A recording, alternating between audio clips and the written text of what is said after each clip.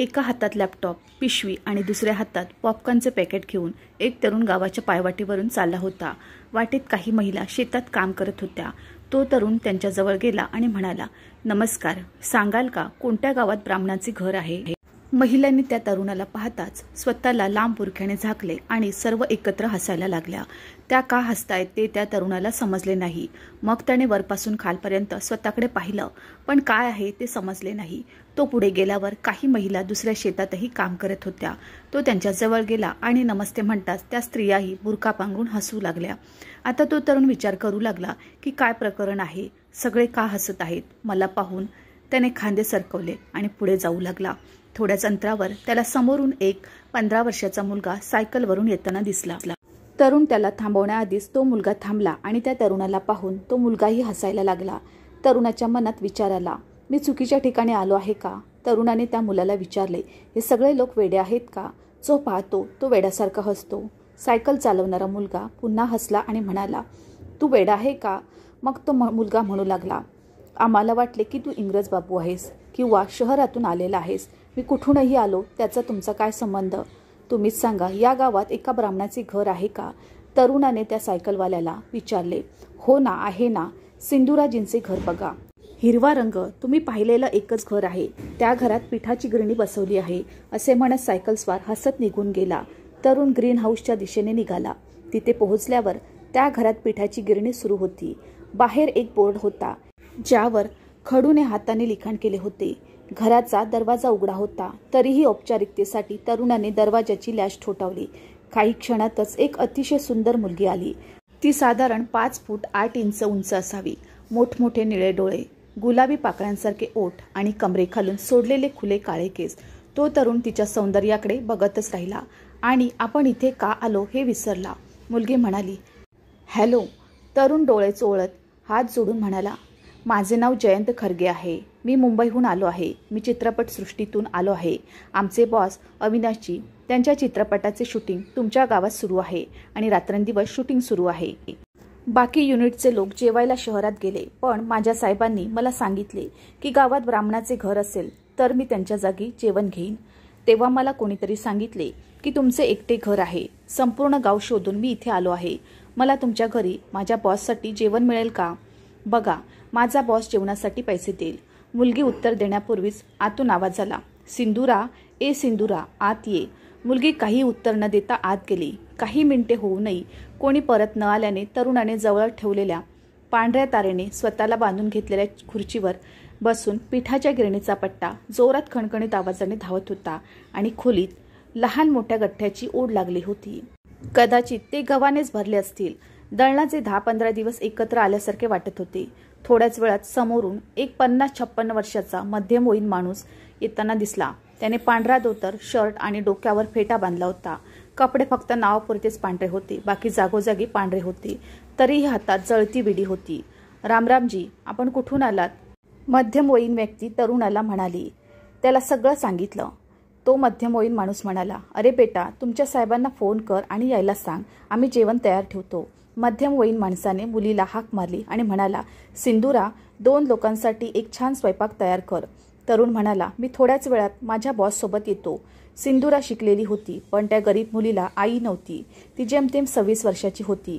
तिचे वडील नोकरीसाठी सोडायला तयार नव्हते, म्हणून ती बाहेर जाऊ शकत नव्हती. वडिलांच्या सांगण्यावरून तिने जेवण बनवले. थोड्याच वेळात एक देखणा मुलगा चमकत्या गाडीतून बाहेर आला आणि त्या मध्यमवयीन माणसाकडे आला आणि त्याच्या पायाला स्पर्श करत म्हणाला, काका, रामराम. माझे नाव अविनाश मुदगल आहे. मी मुंबईहून आलो आहे. माझ्या चित्रपटाचे शूटिंग तुमच्या गावात सुरू आहे. आमच्या अनेक पिढ्याही राजस्थानमध्ये राहत होत्या. मी लसूण कांदा खात नाही, म्हणून तुमचे घर शोधले. म्हणून तुमच्या घरी जेवण करून भूक भागवावी असे मला वाटले. मध्यमवयीन माणूस खूप आनंदित झाला आणि म्हणाला, मग तू ब्राह्मणाचा मुलगा आहेस. पण बेटा, आमच्या घरी खुर्ची टेबल तर नाही आहे. तुला जमिनीवर बसून जेवायला लागेल. काही हरकत नाही काकाजी, मी जमिनीवर बसून जेवतो. अविनाशने जवळ ठेवलेली चटई न पसरवता त्यावर बसला. त्या घरात मुलगी असणार हे अविनाशला माहीत नव्हते. मध्यमवयीन माणसाने मुलीला हाक मारली, सिंधुरा, पाहुण्यासाठी थाळी वाढ. अविनाशने सिंधुरा हे नाव ऐकताच तो विचार करू लागला की काय सुंदर नाव आहे हे. सिंदुरा हे नाव त्याच्या मनात येण्याआधीच त्याच्यासमोर एक गुलाबी सूट घातलेली एक सुंदर मुलगी होती. तिच्या हातात थाळी होती, केस मोकळे होते आणि कमरेखालून वाहत होते. अविनाशचे डोळे उघडेच राहिले. इतकी सुंदर मुलगी त्याने याआधी पाहिली नव्हती.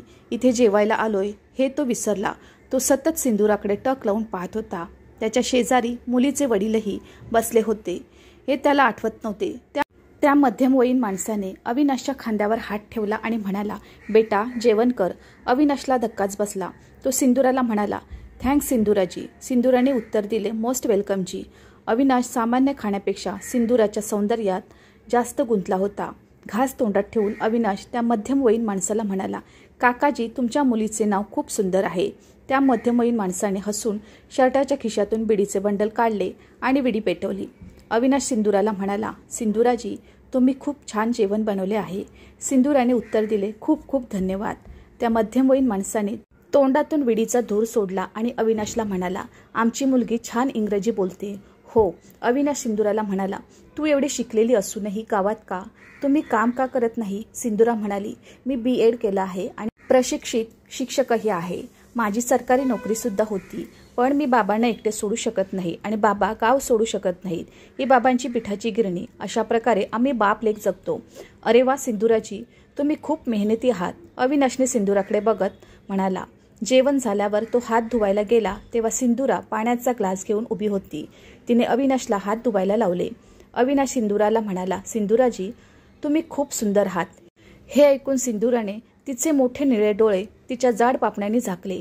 अविनाश त्या मध्यमवयीन माणसाला म्हणाला, काका तुमचे आणि तुमच्या मुलीचे सिंदुराचे खूप खूप आभार. अशा स्वादिष्ट जेवणासाठी अविनाशने खिशातून 2000 रुपयांची नोट काढून मध्यमवयीन माणसाच्या हातात ठेवली. दूर उभ्या असलेल्या सिंदुराला या गोष्टीचा फारसा आनंद झाला नाही. हॅलो मिस्टर, तुमचे नाव काय आहे हे मला माहीत नाही, पण मला हे नक्कीच माहिती आहे. तुमच्यासारख्या मोठ्या लोकांकडे काही असो वा नसो पण ते ॲटिट्यूडने भरलेले असतात. सिंदुराने अविनाशच्या हातात 2000 रुपयांची नोट ठेवली आणि सांगितले की हे रेस्टॉरंट नाही जिथे आम्ही जेवण केले आणि पैसे फेकून दिले. असे म्हणत ती आत गेली. अविनाश चकित झाला आणि म्हणाला. 2 मिनिटात पुन्हा सिंदुरा आतून बाहेर आली. अविनाशने तिला सांगितले की मला माफ कर. मला इथे 2-3 दिवस राहायचे होते म्हणून मी पैसे दिले होते. तुमची हरकत नसेल तर मी इथे असताना तुमच्या हातचे खाऊ शकतो का? सिंदुरा काही बोलली नाही, पण मध्यमवयीन माणूस म्हणू लागला, हे घर तुझं आहे, रोज येऊ शकतोस. अविनाशने आभार मानले आणि सिंदुरा हसत हसत निघून गेली. आज सिंदुराने न विचारता जेवण बनवले. अविनाशची वाट पाहू लागली. सिंदुरा बेटी, एक गोष्ट माझ्या मनात आली.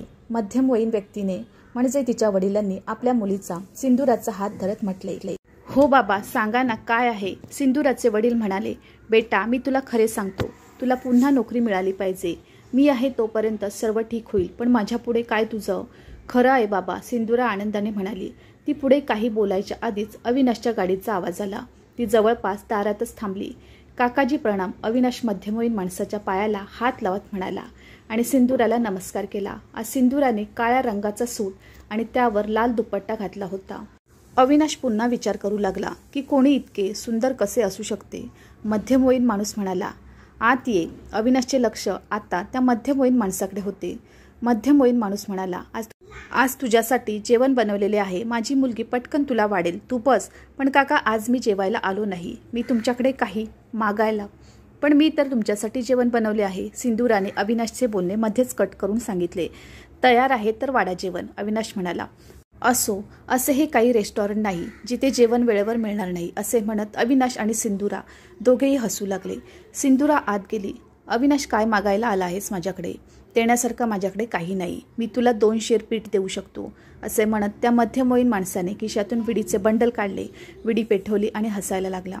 काकाजी, सिंदुराला माझा जीवनसाथी बनवता यावा म्हणून मी सिंदुराचा हात मागायला आलो आहे. मध्यमवयीन माणूस आश्चर्याने पाहू लागला. तुझ्याशी माझ्या मुलीचे लग्न करण्याची माझी ऐपत नाही. हे सांगायला त्यांच्याकडे शब्द नव्हते. मी खूप गरीब आहे साहेब, आणि 2 वेळेचे जेवण मिळणे सुद्धा खूप अवघड आहे. माझी मुलगी रात्रंदिवस गिरणीसमोर आकडे तोडते तेव्हा घरात स्टोव पेटतो. आम्ही या मोठ्या लोकांचा विचार करू शकत नाही. पण काका काळजी करू नका. मी तुमच्याकडून फक्त सिंदुरा मागत आहे, हुंडा नाही. कृपया असे करा, मग मी सर्व काही करेन आणि तुम्हाला येथे एकटे सोडणार नाही. तुम्ही पण माझ्याबरोबर मुंबईला याल. अविनाशने त्या मध्यमवयीन माणसाला समजावून सांगितले आणि इतक्यात सिंदुरा ताट घेऊन आली. तिने ताट अविनाश समोर ठेवलं. अविनाशचा सहाय्यक जयंत खरगे समोर उभा होता. अरे जयंतजी, काल सुद्धा तुम्ही जेवले नाही. तुम्ही पण बसा, मी आत्ताच ताट आणते. अविनाशने वळून जयंतला पाहिले तेव्हा जयंत सिंदूराकडे हात जोडून गाडीत बसला. मध्यमवयीन माणूस म्हणाला, तुम्ही थोडा वेळ द्या, मी सिंदूराशी बोलून तिला याबद्दल सांगेन. ठीक आहे बाबा. सिंदूराने तिच्या वडिलांना विचारले. तुम्हाला काय झाले आहे बाबा? अविनाशने सिंदूराकडे पाहिलं आणि म्हणाला. अविनाशने सिंदूराला सगळं सांगितलं. बाबा लग्नानंतर माझ्यासोबत राहतील ही गोष्ट सिंदूराला सगळ्यात जास्त आवडली. सिंदूराला हा प्रवास आवडला. ती म्हणाली, ठीक आहे, बाबा सांगतील तसं मी करेन, असं म्हणत सिंदूरा आत निघून गेली. गावकऱ्यांना वाटेल की कोणास ठाऊक आपली मुलगी कुणाला दिली.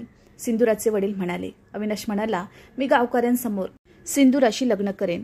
अविनाशने 3 दिवसात स्वतःचे आणि सिंदूराचे लग्न गावातच लावले. गावातील रीतिरिवाजाप्रमाणे मोठ्या थाटामाटात त्यांचे लग्न झाले.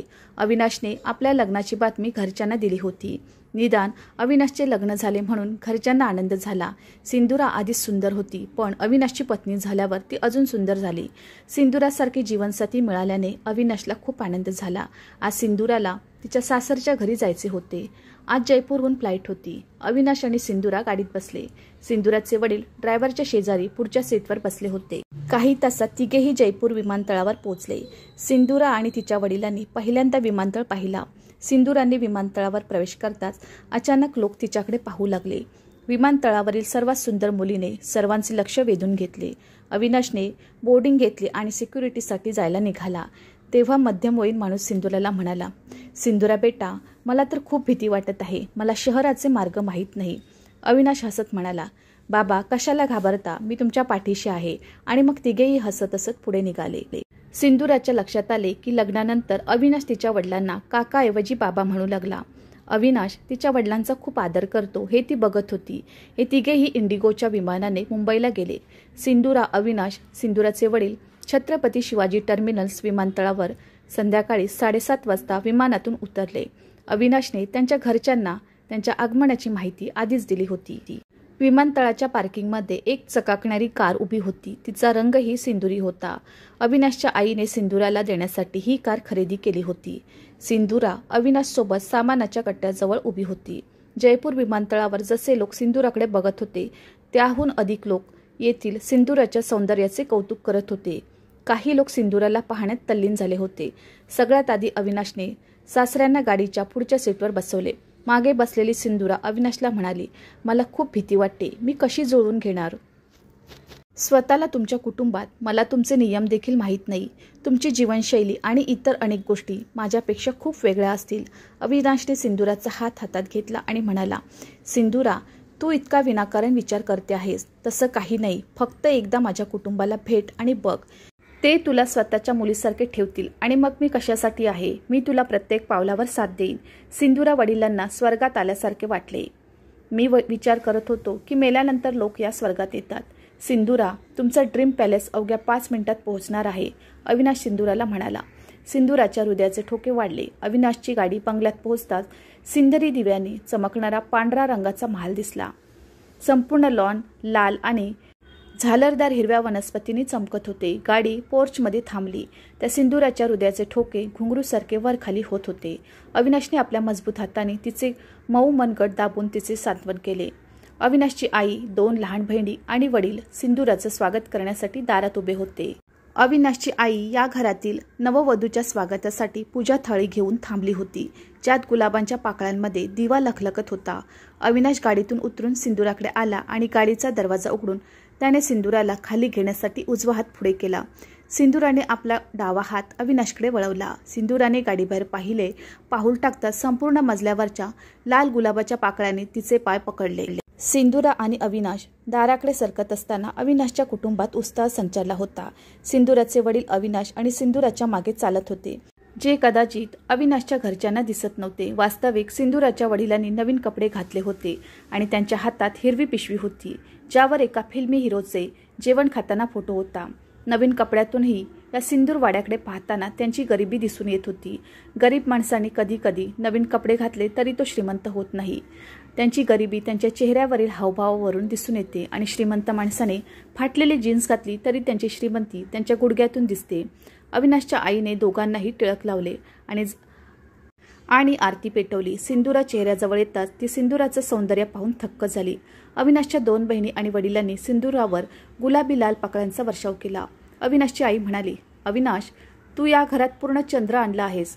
मग सगळेच हसले. सिंदुराने पापण्या टेकवल्या होत्या.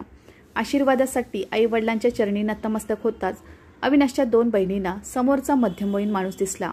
दोघे मिळून म्हणाल्या, अगं वहिनी, तुम्ही जुन्या नोकरालाही सोबत आणलंय. हे ऐकून सिंदुराच्या वडिलांच्या हातातून बॅग खाली पडली. सिंदुरा अजून त्यांच्या पायांना स्पर्श करू शकली नाही. तिला खूप राग आला. ती रागाने उठली आणि अविनाशच्या बहिणीवर ओरडली आणि म्हणाली, माइंड युअर लँग्वेज. तुमच्या जिगबेवर लगाम घाला. तो नोकर नाही, ते माझे बाबा आहेत. बाबा, तुमच्या लोकांना बोलण्याची शिष्टाई नाही. हे संस्कार आहेत तुझ्या आईवडिलांनी तुला दिलेले.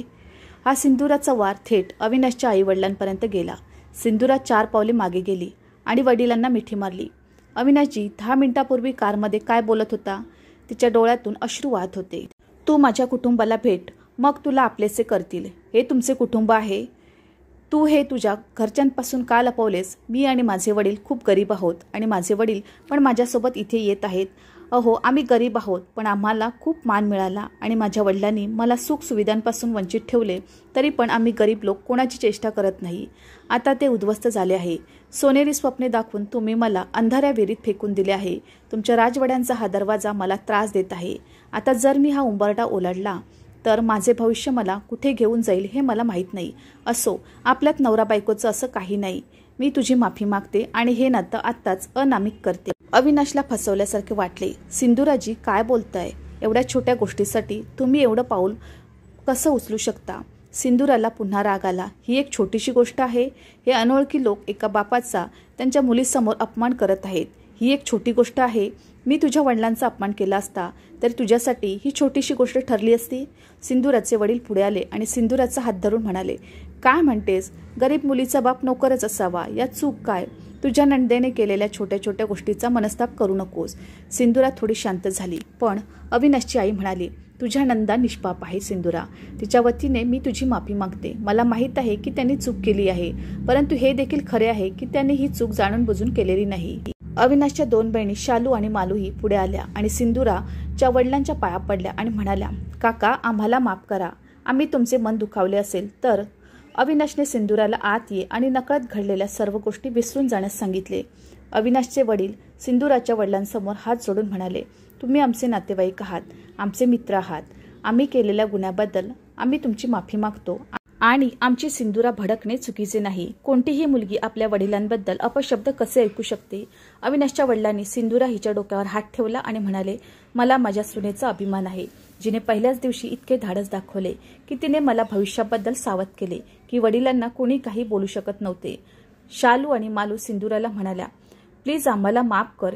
एवढ्या सुंदर वहिनीला राग आल्यावर बरं वाटत नाही आणि आम्ही दोघी तुझ्या लहान बहिणीसारखे आहोत आणि तुम्ही बघा, आम्ही तिघेही लवकरात लवकर खूप चांगल्या मैत्रिणी होऊ शकतो. सिंदुराला आपल्या कृत्याचा पश्चाताप होऊ लागला आणि ती सासू आणि सासरे यांच्या चरणांना स्पर्श करण्यासाठी खाली वाकली. अविनाश आणि संपूर्ण कुटुंबात पुन्हा आनंदाचे वातावरण होते. अविनाश हसला आणि सिंदुराला म्हणाला, आता आत ये माझ्या झाशीच्या राणी. जेवणाच्या टेबलावर सगळे बसले होते. अविनाशच्या आईने स्वतःच्या हाताने खीर भरलेला एक चमचा सिंदुराच्या तोंडात घातला आणि शालू मालूने सिंदुराला एक एक तुकडा खाऊ घातला. या लोकांनाही त्यांनी माफी केल्याचे सिंदुराच्या वडिलांनी सांगितले होते. सगळे एकत्र हसले. जयंत खरगे अविनाशचे सहाय्यक. तो अनेकदा सकाळी अविनाशला घ्यायला यायचा. अविनाशच्या लग्नाआधीही त्याची ये जा असायची. सिंदुराला कोसी गावात पहिल्यांदाच सिंदुराला पाहिलं असल्याने जयंतला सिंदुराच्या सौंदर्याने भुरळ घातली. त्याने पहिल्या दिवसापासूनच आपले हृदय सिंदुराला दिले होते. आज जयंत अविनाशच्या ड्रॉइंग रूममध्ये येताच त्याला समोर सिंदुरा दिसली. सिंदुराच्या सौंदर्यामुळे ती इतर लोकांपेक्षा वेगळी होती. आज सिंदुराने पिंक साडी नेसली होती आणि तिचे मोकळे काळे केस पिंक साडीवर जणू आकाशात काळे ढग फिरत होते. जयंत आतून विचार करत होता. जेव्हा सिंदुरा त्याच्या बाजूला आली तेव्हा सिंदुराने जयंतला पाहिले. ती त्याच्याकडे सरकली आणि म्हणाली, नमस्कार जयंतजी, कसे आहात? हे ऐकून जयंत घाबरतच सोप्यावरून उठला. गुड मॉर्निंग मॅडम, मी ठीक आहे. तुम्ही कसे आहात? आणि तुम्हाला आमच्या साहेबांचा हा स्टेट पॅलेस कसा वाटला? आणि तुम्हाला उत्सुकता वाटली असेल की आमचे काका कसे आहेत? जयंतने एकाच वेळी अनेक प्रश्न विचारले. सिंदुराने प्रत्येक गोष्टीला एकच उत्तर दिले, जयंतजी, सर्व ठीक आहेत. तुमचे सर खोलीत आहेत. ते लवकरच खाली येणार आहेत. जयंत विचार करत होता की इतक्या प्रश्नांची उत्तरे द्यायला लागतील त्यावेळेत मला हे सौंदर्य माझ्या मनापासून पाहता येईल, पण हे होऊ शकले नाही. सिंधुरा डायनिंग टेबलच्या दिशेने गेली, जिथे घरातील नोकरांनी आधीच सर्व तयारी केली होती. तरीही सिंधुरा सून असल्याने टेबलावर ठेवलेला नाश्ता इकडे तिकडे हलवत होती. शालू आणि मालू हसून पाय काढत होते. सिंधुरा जवळ येताच शालूने तिला मागून पकडून गुदगुल्या करत म्हटले, गुड मॉर्निंग माय वहिनी. सिंधुरा हसत म्हणाली आणि मग तिघेही एकत्र हसायला लागले. सिंधुरा पुन्हा जयंतच्या जवळ गेली आणि त्याला म्हणाली, जयंतजी तुम्हीही नाश्ता करा. जयंतला पुन्हा एकदा सिंधुराशी बोलायची संधी मिळाली. तो श्वास रोखून बोलत होता. सिंधुराही हसत उत्तर देत होती. मात्र सिंधुरा सांगत होती की तिच्या गावात सुद्धा तिने मी बनवलेले काही खाल्ले नाही आणि इथेही तो नाकारत होता. यावर जयंत आणि सिंधुरा हसत होते आणि हे शालू आणि मालूला पाण्यासारखे टोचले आणि दोघेही आपापसात कुजबुजू लागल्या. कसे चीप, नीच मॅनेजर जयंत मॅडमशी कसा बोलतोय ते पहा. शालू माणू सिंधुराच्या समोर एक गोष्ट बोलत होती आणि मागे तिच्या दुसरी. अविनाशच्या आईवडिलांचीही तीच अवस्था होती. पहिल्या दिवसाची ही घटना घरातील सर्वांच्या हृदयात आणि मनावर कोरली होती. अविनाश एकटाच होता ज्याला वाटत होतं की आपल्या घरच्यांनी तो प्रसंग विसरला, पण हा त्यांचा गैरसमज होता. शालू आणि मालू म्हणाले की हा जयंत सिंधुराचा जुना मित्र आहे असे दिसते. त्याच्या गावात घडलेली शूटिंग ही मैत्रीची गोष्ट नाही असे वाटते. शालू आणि मालू एकटे असताना सिंधुराला ढिंडोरा म्हणायचे. सर्वजण नाश्त्याच्या टेबलावर होते. अविनाशने जयंतला जवळ बोलावले आणि सांगितले की सर्व काही तयार आहे आणि मी दिलेली पाहुणे यादीत परिपूर्ण आहे. त्यानुसार सर्वांना आमंत्रित करा आणि लक्षात ठेव, ही माझी आणि सिंधुराची लग्नाची पार्टी आहे. कशाचीही कमतरता नसावी. वाह वाह, शालू आणि मालू एकदम म्हणाल्या. दादा तू आम्हाला आधी का नाही सांगितलेस? होय, संध्याकाळी पार्टी आहे. किती तयारी करावी लागेल? कशी होईल संध्याकाळपर्यंत? अविनाश नुसता हसला. निघताना जयंतने सर्वांना वाकून नमस्कार केला आणि सिंधुराकडे बघत डोळ्यात नमस्काराचा संदेश दिला. शालू आणि मालूची नजर फक्त जयंतवर खिळली होती. शालूने मालूला कोपर मारला आणि मुंबईचे प्रसिद्ध उद्योगपती आणि चित्रपटसृष्टीतील मोठे कलाकार यांचे सहाय्यक असलेल्या जयंतच्या डोळ्यात बघण्यास सांगितले. सिंधुरा आणि अविनाशच्या रिसेप्शन पार्टीत मॉडेल्स आल्या होत्या. हलक्या फुलक्या संगीतात लोक एकमेकांशी बोलत होते. जेव्हा अविनाशच्या दोन बहिणींनी सिंधुराच्या वडिलांकडे पाहिले तेव्हा त्यांना वाटले की आज हा म्हातारा सर्व इज्जत नष्ट करेल. त्यांनी वेटरला कोल्ड्रिंकमध्ये विस्की मिसळण्यास सांगितले आणि त्याला ते प्यायला लावले. काही वेळाने तो बेशुद्ध झोपला म्हणून दोघांनी मिळून त्याला गार्ड रूममध्ये झोपवले. काही वेळाने सिंधुरा आणि श्री अविनाश तुमच्या सर्वांमध्ये येत असल्याची घोषणा झाली. नवविवाहित जोडप्यांचे टाळ्यांच्या कडकडाटात स्वागत केले पाहिजे. आज सिंधुरा कोणत्याही अप्सरेपेक्षा सुंदर दिसत होती. सिंधुरा अविनाशचा हात धरून पुढे चालली होती. ती कुठेही गेली तरी लोकांना आश्चर्य वाटायचे. निर्माता, दिग्दर्शक, मॉडेल्स, नायक, नायिका सगळेच तिच्या सौंदर्याचे कौतुक करत होते. जयंत काही अंतरावर उभा राहून सिंधुराकडे बघत होता, कारण तो अविनाशचा सहाय्यक होता. त्यामुळे अनेकांनी अविनाशला सिंधुराला त्यांच्या चित्रपटात लॉन्च करायचे आहे असा संदेश देऊन त्याच्याकडे संपर्क साधला. मॉडेलिंगच्या जगात ती खळबळ माजवू शकते असे काहींचे म्हणणे आहे. पार्टी जोमात होती. सिंधुराने असे वातावरण यापूर्वी पाहिले नव्हते. सर्वजण अविनाशकडून सिंधुराची स्तुती करत होतं. अनेकांनी अविनाशला सांगितले की सिंधुरा इंडस्ट्रीत खळबळ माजवू शकते. अविनाश हसत होता. या सगळ्यात सिंधुराचे डोळे तिच्या वडिलांना शोधत होते, पण ते कुठेच दिसत नव्हते. सिंधुराला कोणी भेटायला आले की ती वडिलांनाही विसरायची.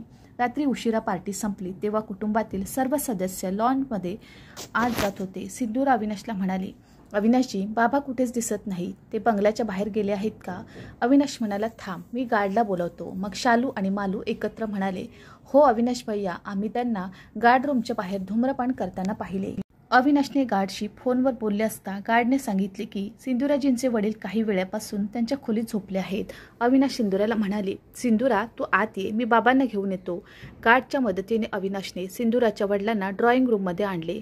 वडिलांना पाहून सिंधुरा अस्वस्थ झाली आणि त्यांच्या जवळ आली आणि त्यांना धरून अविनाशला विचारू लागली, बाबांना काय झाले आहे? अविनाश म्हणाला, काही झाले नाही, ते थकले असावे, त्यामुळेच त्यांना झोप लागली असावी. अरे नाही सिंधुरा वहिनी, अंकलजी थकले नाहीत. खरं तर ते आवश्यकतेपेक्षा जास्त प्यायले, बाकी काही नाही. भाऊ, तू तुझ्या बायकोला पण का नाही सांगितलेस? काकांनी खूप प्यायली आहे. नाही शालू, तुम्ही खोटं बोलताय. माझ्या बाबांना दारू काय आहे हे देखील माहीत नाही आणि तुम्ही गरजेपेक्षा जास्त प्यायले असं म्हणताय.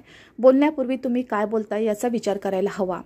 शट अप सिंधुरा, शालू बरोबर बोलत आहे. त्यांनी आवश्यकतेपेक्षा जास्त मद्यपान केल्याचे सांगत आहे. तू नाराज होणार नाही म्हणून हे मला सांगायचं नव्हतं, पण तू सत्य जाणून न घेता सगळ्यांवर आवाज चढवत आहेस. तू प्रत्येक वेळी योग्य असू शकत नाही. यावेळी अविनाशला सिंदूराचा राग आला. पण हे खरं आहे अविनाशची, माझे वडील पित नाहीत. आपण इतके कमावले नाही की गरीब बाप आपल्या तरुण मुलीसमोर दारूच्या नशेत येईल. अविनाश पार्टीपासूनच अस्वस्थ मूडमध्ये असल्याचे संपूर्ण कुटुंबाने पाहिले.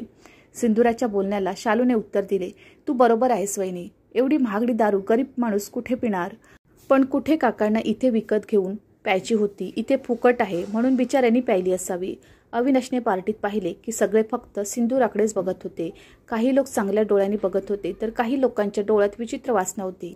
मला कोणी विचारत नव्हते. यामुळे त्याची मनस्थिती खराब झाली आणि त्याला सिंदूरावर राग आला. सर्वजण आपापल्या खोलीत गेले.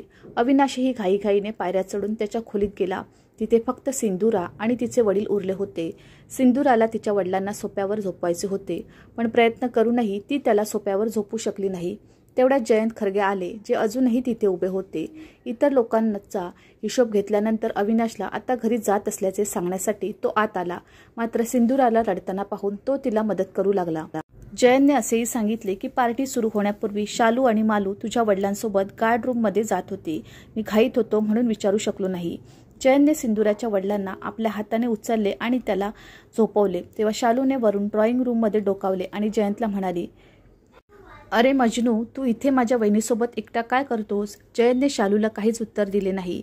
सिंदूराकडे हात जोडून तो आपल्या घरी गेला. शालूनंतर सिंदूराच्या मनात अस्वस्थता येत होती की शालूने जयंतला मजनू का म्हटले. सिंदूरा वडिलांच्या जवळ बसली होती. अनेक गोष्टींचा विचार करून ती काळजीत होती. दुसऱ्यांच्या जागी स्वतःला सेटल करणं किती अवघड आहे. बाबांना दारू पाजण्यामागचा उद्देश मला पूर्णपणे समजला. बाबा पार्टीला आले नाहीत म्हणून त्यांना गार्ड रूममध्ये झोपवण्यात आले. त्या मुलींनी आज मला दारू पाजली, उद्या ते विषही देऊ शकतात. या उंच वाड्यातील लोक गरिबांचे काय करतील याचा भरोसा नाही. सिंदूरा सगळ्या गुंतागुंतीमध्ये गुरफटली होती. अविनाश खाली न येता संपूर्ण रात्र निघून गेली. सिंदूराच्या वडिलांनी डोळे उघडल्यावर विचारले, सिंदूरा पुढे काय करायचे? मला काळजी वाटते. सिंदूराचे वडील विडी पिऊन तिथून निघून गेले. तेव्हा अविनाश सीटवरून खाली आला आणि सिंदूराचा खांदा धरून म्हणाला, मला माफ कर सिंदूरा, मला हात लावू नकोस. रात्री तुला संपूर्ण गोष्ट समजली नाही आणि संपूर्ण कुटुंबासमोर तू माझ्यावर ओरडू लागलास. सिंदूराने अविनाशचा हात तिच्या खांद्यावरून काढला आणि म्हणाली, मिस्टर अविनाश, मी तुमची उत्तम जीवनसाथी म्हणून इथे आले आहे आणि तुमच्या कुटुंबासमोर तुम्ही माझा अनादर कराल अशी मला अपेक्षा नव्हती. तुझ्या बहिणींनी बाबांना दारू पाजायला लावली आणि गार्ड रूममध्ये बेशुद्ध अवस्थेत झोपवले. हे तुला ठाऊक आहे का? आता सिंदूरा काही पुढे बोलायच्या आधीच शालू आणि मालू दिवाणखान्यातून टाळ्या वाजवत खाली येत होत्या. ती तिथूनच म्हणाली, वा, काय गोष्ट रंगवली आहे. सो कॉल्ड सिंदूरा. आम्ही त्या गावातील म्हाताऱ्याला गार्ड रूममध्ये झोपवले हे खरे, पण का ते सांगितले नाही. मी तुला सांगते दादा, आधी जयंतने वडिलांना खूप दारू प्यायला लावली. मग तो मंदधुंद अवस्थेत बडबड करू लागला, जयंतजी मला अजून दारू द्या, अजून दारू द्या. तेव्हा जयंतने बघितले की ते अनियंत्रित झाले आहे म्हणून तो तिथेच सोडून पाहुण्यांमध्ये व्यस्त झाला. मग मला आणि मालूला त्या वृद्धाची दया आली आणि त्याला गार्ड रूममध्ये झोपवले. आम्ही बहिणीने त्यांचे काय चुकीचे केले? अविनाश बहिणींना ओरडायला लागला, हे काय म्हातारा म्हातारा लावलाय तुम्ही लोकांनी? तुमचा शिष्टाचार विसरलात. एवढा आवाज ऐकून अविनाशचे आई वडीलही आले. शालू खूप हुशार मुलगी आहे. ती भावाला म्हणाली, अरे भाऊ, तू किती निरागस आहेस. माझ्यावर ओरडण्याआधी तुझ्या या सुंदर बायकोला विचार, ती तिच्या प्रियकर जयंतसोबत रात्रभर इथे काय करत होती. सिंदूरा तिचा संयम गमावून बसली आणि इतक्या जोरात किंचाळली की तिच्या साडीचा पल्लू खांद्यावरून पडला. तिच्या दोन्ही हाताचे पंजे आता घट्ट मुठीचे झाले होते. तिचे मोठे निळे डोळे लाल झाले. तिचे मोकळे केस उत्स्फूर्तपणे तिच्या छातीवर पडले. मूर्ख मुली, माझ्या चारित्र्यावर बोट दाखवण्याची हिंमत कशी झाली? सांगशील का माझे कॅरेक्टर काय आहे? तुझ्या जिभेतून एक शब्दही काढलास तर मी तुला फाडून टाकीन. माझ्या चारित्र्याला आव्हान देण्याआधी स्वतःकडे बघ, तू काय आहेस. शालूसहित संपूर्ण कुटुंब 4 पावले मागे सरकले. सिंदूराचे हे चंडिका रूप पाहून जयंत रात्री इथे का आला हा मुद्दा अविनाशचा आहे, तुझा नाही. तो तुझ्या खोलीतून बाहेर पडला असे मी म्हणाले तर तुला कसे वाटेल? अविनाशच्या आईने सिंदूराकडे बोट दाखवले आणि म्हणाली, पुरे झाले, गप्प बस सिंदूरा. लाज बाळग, तुझ्या नणंदांबद्दल असे बोलायला लाज वाटत नाही का? वा आई वा, तुमची ती मुलगी आणि दुसऱ्यांची मुलगी चारित्र्यहीन. तुमचाही तर्क काय? तुमच्या दृष्टीने मी कुणाची मुलगी नाही, माझ्याकडे चारित्र्य नाही. पहिल्याच दिवशी तू तुझं पात्र दाखवलं होतंस, अविनाशचे वडील म्हणाले. संपूर्ण कुटुंबाने सिंदूराला वेढले. अविनाश भूतासारखा उभा राहिला. वा पप्पाजी, मी बाहेर असा ढोंगीपणा दाखवणारा माणूस कधीच पाहिला नाही. काय म्हणालात? लग्नाच्या आधी पहिल्या दिवसापासून मला माझ्या सुनेचा सिंदूराचा अभिमान आहे. हा अभिमान नाटकी होता का? आज तुम्ही सत्य दाखवत आहात. शट अप सिंदूरा. माझ्या वडिलांशी शिष्टाचाराने बोल. त्यांच्याशी शिष्टाचाराने बोलायचं. तू स्वतःचे संस्कार म्हणजे काय हे विसरली आहे का? तू तुझा स्टेटस विसरलीस? आज मला कळलं की तू गरजेपेक्षा जास्त उद्धट आहेस. इथून निघून जा. नाल्यातले किड्यांना नाल्यातच मरायला आवडतं, अविनाश सिंदूराला म्हणाला. सिंदूराचं हृदय फुटलं. अविनाशचे असे बोलणे ऐकून ती अविनाशला एवढीच म्हणाली की तुला एक दिवस पस्तावा होईल. मी आता निघून जाईन, पण तू काय बोलास हे लक्षात ठेव. माझ्या चारित्र्यावर बोट दाखवणाऱ्यांना देव माफ करणार नाही. आजपर्यंत अविनाशशिवाय माझ्या हृदयात आणि मनात कुणासाठीही जागा नाही. माझा शाप तुम्हाला कधी सोडणार नाही. जयंत खर्गे यांचे डोळे सिंदूराला शोधत होते. कालच्या पार्टीचा हिशोब घ्यायला आला असला तरी सिंदूरा त्याला अनेकदा भेटत असे. अविनाश जयंतला म्हणाला, काल रात्रभर तू घरी गेला नाहीस? काय काम होतं इथे? रात्रभर घालवलीस? मी माझ्या घरून आताच येतोय. रात्रभर इथे का थांबणार? होय, मी रात्री नक्कीच भेटायला आलो. मी म्हणालो की आता काम संपले आहे आणि मी घरी जात आहे. पण सिंदूरा मॅडम म्हणाल्या की तुम्ही झोपायला वरच्या मजल्यावर गेलात, म्हणून मी हे सिंदूरा मॅडमला सांगितले आणि घरी गेलो. अविनाशने पटकन जयंतच्या गालावर थप्पड मारली. तुझा हा दर्जा आहे? तू माझ्या बायकोचे नाव घेतोस? अविनाशने जयंतची कॉलर पकडून सांगितले की तू माझ्या सासऱ्याला इतकी दारू दिलीस की ते रात्रभर बेशुद्ध पडले. जयंत म्हणाला, सर मी त्यांना दारू का पाजणार? तुमच्या दोन्ही बहिणींनी वेटरला कोल्ड्रिंकमध्ये मिक्स करून प्यायला सांगितले होते. साहेब, तुमच्या बहिणी त्या गार्ड रूममध्ये घेऊन जात असल्याचे मी स्वतः पाहिले आहे. अविनाश जयंतला मारहाण करत असल्याचे शालू आणि मालूने पाहिले तेव्हा दोघीही पायऱ्या उतरत होत्या शांतपणे परत जाऊ लागल्या. अविनाशने त्या दोघांना पाहिले होते, पण जयंतसमोर काहीच बोलला नाही. आज नंतर कधी या दिशेने फिरकलास तर माझ्यासारखा वाईट कुणी नाही. अविनाशने जयंतची कॉलर पकडली आणि त्याला ढकलून दिले. निघताना जयंतने सुरक्षा रक्षकाला विचारले, घरात सर्व काही ठीक आहे ना? गार्डने सांगितले की आत्ताच मेमसाहेब आणि त्यांचे वडील कायमचे त्यांच्या गावी गेले आहेत. रात्री काहीतरी ड्रामा झाला असावा हे जयंतला समजले. जयंतने आपली बाईक उचलली आणि रेल्वे स्थानकाच्या दिशेने धाव घेतली, पण वाटेत त्याला सिंदूरा आणि तिचे वडील दिसले. अविनाशने आत्ताच त्यांच्याशी जे काही केले ते त्याने सिंदूराला सांगितले. सिंदूरा म्हणाली, जयंतजी, आम्ही कायमचे गावी जाणार आहोत. मी तुमच्या साहेबांबद्दल खूप काही पाहिले आहे. मॅडम, तुम्ही कुठेही जात नाही. तुमच्यासाठी खूप ऑफर आहेत. इंडस्ट्रीत काम करण्यासाठी तुम्हाला कुठेही जाण्याची गरज नाही. जयंतने सिंदूराला सांगितले की मी तुम्हाला आजच करारावर सही करायला लावू शकतो. पण जयंतजी, मी हे कसं करू शकेन? काळजी करू नका, मी सर्व काही करेन. असो, अविनाश सरांनी माझे काम काढले. तुम्ही सर्व माझ्या घरी या आणि आरामात राहा. सिंदूरा म्हणाली, तुझ्या घरात राहणे मला शक्य नाही. अविनाशने जे बोलले जात होते ते सिंदूराच्या मनात रेंगाळले होते. त्याने जयंतला माझा प्रियकर म्हटले होते. सिंदूरा म्हणाली, मला माफ करा, पण मी तुमच्या घरी राहू शकत नाही. पण तुम्हाला माझी मदत करायची असेल तर मला कुठल्या तरी धर्मशाळेत किंवा हॉटेलमध्ये ठेवा. मला काम मिळेपर्यंत मी थांबेन. सिंदूराने तिच्या हातातून सोन्याच्या 2 बांगड्या काढल्या. ते माझ्या लग्नासाठी बनवले होते. याची गरज नसल्याचे जयंत म्हणाला. सिंदूराजी, जर मला या बांगड्या तुम्हाला विकायच्या असतील तर माझ्या इथे असण्याचा काय उपयोग? तुम्ही या बांगड्या ठेवा आणि हॉटेलमध्ये राहण्याचा जो काही खर्च असेल तो मी उचलेन. ते उदार समजा आणि तुम्ही ते परत कराल. जयंतने सिंदूराला आणि तिच्या वडिलांना एका हॉटेलमध्ये राहायला लावले आणि त्याच दिवशी रात्री पार्टीत आलेल्या इंडस्ट्रीकडून आलेल्या ऑफरशी बोलून त्याने सिंदूराने 10 करार केले.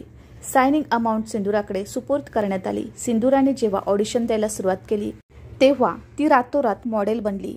सिंदूरा फक्त 2-4 प्रयत्नात कॅमेरा फेस करायला शिकली. काही दिवसातच सिंदूराने भाड्याने फ्लॅट घेतला. आता जेव्हा अविनाश आणि त्याच्या कुटुंबियांनी मॅगझिनच्या कव्हर पेजवर सिंदूराला पाहिलं तेव्हा त्यांना धक्काच बसला. एके दिवशी पेपरमध्ये सिंदूराची मुलाखत छापून आली आणि त्या पेपरने अविनाश आणि त्यांच्या कुटुंबाला कचऱ्यात टाकले. फिल्म इंडस्ट्रीने अविनाशला काम देणे बंद केले. बदनामी होण्याच्या भीतीने अविनाशने घराबाहेर पडणे बंद केले. अविनाश घरात राहिल्याने घरात त्रास सुरू झाला. दुसरीकडे सिंदूराला भरपूर काम मिळू लागले. जयंत अविनाशचा नव्हे तर सिंदूराचा मॅनेजर झाला होता. अविनाश नैराश्यात जाऊ लागला. एकीकडे सिंदूराचं यश अविनाशला आणि त्याच्या कुटुंबाला पटत नव्हतं. अविनाशला एक दिवस आजार जडला आणि तो व्हीलचेअरवर आला. अविनाशची कारकीर्द जवळपास बुडाली. पॅरालिसिस झाल्यानंतर तो जवळजवळ तुटला. त्याचे आई वडील आणि बहिणीने त्याची काळजी घेतली नाही. दुसरीकडे सिंदूराची कारकीर्द वळण घेत होती. प्रत्येकाच्या ओठावर सिंदुराचं नाव होतं. अलिशान बंगला होता, अनेक गाड्या होत्या आणि नोकऱ्यांची कमतरता नव्हती. सिंदुराच्या वडिलांचे रूप कधी बदलले माहीत नाही.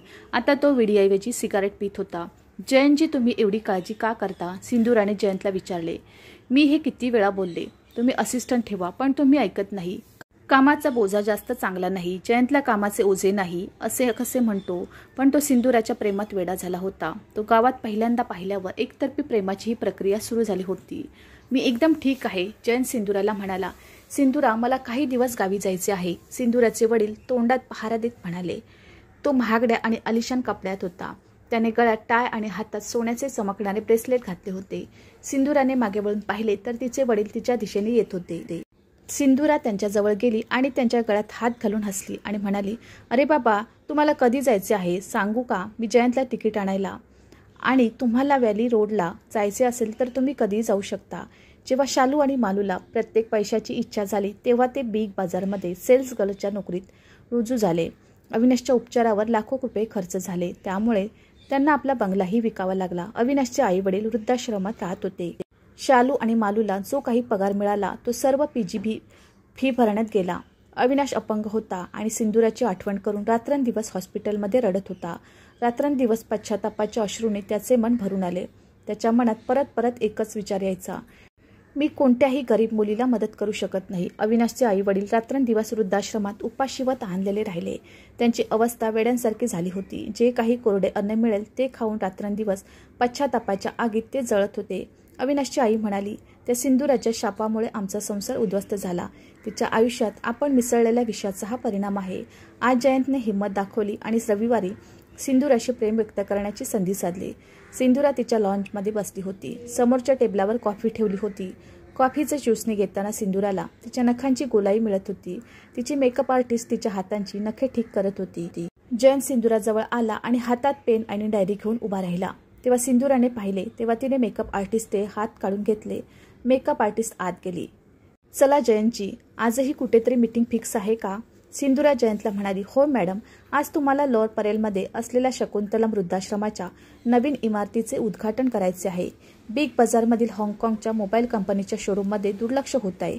जयंतजी, कृपया मग एक काम करा, खाते व्यवस्थापकाला 25 लाख रुपयाचा धनादेश वृद्धाश्रमाच्या नावावर दान धर्मासाठी द्यायला सांगा आणि पुढच्या 3 दिवसांच्या सर्व भेटी रद्द करा, कारण मला वडिलांनाही घेऊन जायचे आहे, असे ते बऱ्याच दिवसापासून सांगत होते. एवढं बोलून सिंदुरा खुर्चीवरून उठली आणि आत जाऊ लागली. मग जयंतने संकोचून सिंदुराला थांबवले. मॅडम, मला तुम्हाला काहीतरी सांगायचे आहे. मी खूप दिवसापासून हे उचलत आहे. सिंदुराने वळून जयंतकडे बघितले. जयंतजी, काय सांगायचे आहे? Madam, I love you, I like you, will you marry me? जयंतने एकादमात सगळं सांगितलं. सिंदुराने तिचे दोन्ही खांदे वाकवले आणि टाळी वाजवली आणि जोरात हसायला लागली. जयंतजी, तुम्ही वेडे आहात का? हा बालिश विनोद आहे का? तुम्हाला माहीत आहे तुम्ही काय म्हणताय? तुला माहीत नाही की मी एक विवाहित मुलगी आहे आणि माझ्या आणि अविनाशमध्ये घटस्फोट झालेला नाही आणि घटस्फोट घेण्याचा किंवा देण्याचा विचार माझ्या मनात कधीच आला नाही आणि येणार नाही. मी त्याच्यापेक्षा वेगळा असले तरी, कितीही मोठी स्टार असले तरी मी अविनाशची पत्नी आहे हे मी कधीच विसरत नाही. त्याने किंवा त्याच्या घरच्यांनी माझ्यावर काही केले असेल. अविनाशने माझ्याशी लग्न करून त्याने मला मुंबईला आणले होते. अविनाश चांगला नसता तर मी मुंबईत येऊन इथपर्यंत कशी पोहोचले असते हे मी कसं विसरणार? मला मान्य आहे की तू मला खूप मदत केलीस, पण याचा अर्थ असा नाही की तुझ्याशी बोलून मी माझ्या चारित्र्याला बदनाम करणाऱ्यांच्या बोलण्याला पुष्टी देऊ नये. जयंतजी, नाही, मी असा विचारही करू शकत नाही आणि पहिल्या दिवसापासून मी तुम्हाला माझा मोठा भाऊ मानते. जयंतच्या अंगातील सर्व रक्त सुकले आणि येताना त्याने मान टेकवून सिंदुरासमोर हात जोडले. मला माफ करा मॅडम, मला माफ करा. सिंदुरा शकुंतलम वृद्धाश्रमात पोहोचतात तिच्या सासू सासऱ्यांना सिंदुरा नवीन इमारतीत आल्याचे समजले. त्यामुळे दोघेही दचकून तिथे पोहोचले. सिंदुराने रिबन कापली आणि त्यानंतर तेथील व्यवस्थापकाला 25 लाख रुपयांचा धनादेश दिला आणि परत जाऊ लागली. तेव्हा अविनाशचे आई वडील तिच्या पाया पडून आम्हाला माफ करा अशी विनवणी करू लागले. सुनबाई, सिंदुरा हे नाव ऐकल्यावर तिला आश्चर्य वाटले. तिने दोन्ही वडीलधाऱ्यांना हाताने उचलले तेव्हा त्यांच्या डोळ्यातून अश्रू वाहत असल्याचे तिने पाहिले. तिला समजायला वेळ लागला नाही. सिंदुराने त्यांना मॅनेजरला गाडीत बसवायला सांगितल्यावर त्यांना सोबत घेऊन जायला निघाले. तेव्हा पत्रकारांनी सिंदुराला घेरले आणि हजारो प्रश्न विचारले. सिंदुराने फक्त एवढेच सांगितले की हे माझे सासू सासरे आहेत, मी फक्त त्यांना न्यायला आले आहे. तसंच बिग बाजारमध्ये सिंदुराला शालू आणि मालूही रडू लागले. आणि खूप विनवणी करू लागले। सिंदूराने दोघींना सांभाळून आपल्या गाडीत बसवले। अविनाश कोणत्या हॉस्पिटलमध्ये आहे हे सिंदूराला माहीत होतं। ती तिच्या संपूर्ण कुटुंबासह अविनाशकडे गेली। सिंदूराला पाहून अविनाश लहान मुलांसारखा रडू लागला। सिंदूराने त्याला आपल्या मांडीवर झाकले आणि त्याला मिठी मारली आणि केसांना हात लावत रडू लागले। अविनाशला डिस्चार्ज मिळाल्यानंतर संपूर्ण घर पुन्हा आनंदाने भरले। प्रत्येकजण पश्चातापाचे अश्रू ढाळत होता। सिंदूराने सर्वांना माफ केली होती। सिंदूरा अविनाश सोबत अमेरिकेत गेली। तिथे त्याच्यावर उपचार झाले आणि अविनाश लवकरच बरा झाला आणि सर्वजण आपापल्या कुटुंबासोबत आनंदाने राहू लागले। तर मित्रांनो, तुम्हाला काय वाटते? सिंदूराने सगळ्यांना माफ करून चांगले केले का? तुमचा अभिप्राय नक्की कळवा। मित्रांनो, मला आशा आहे तुम्हाला आमची कथा आवडली असेल। कथा आवडली असेल तर व्हिडिओला लाईक करा। चॅनलवर नवीन असाल तर चॅनलला सबस्क्राईब करा आणि हो, नोटिफिकेशन बटन दाबा, जेणेकरून तुम्हाला पुढील अपडेट्स सर्वात आधी मिळतील। तुमचा मौल्यवान वेळ कथा ऐकण्यासाठी दिल्याबद्दल धन्यवाद। पुन्हा भेटूयात अशाच एका नवीन कथेसोबत।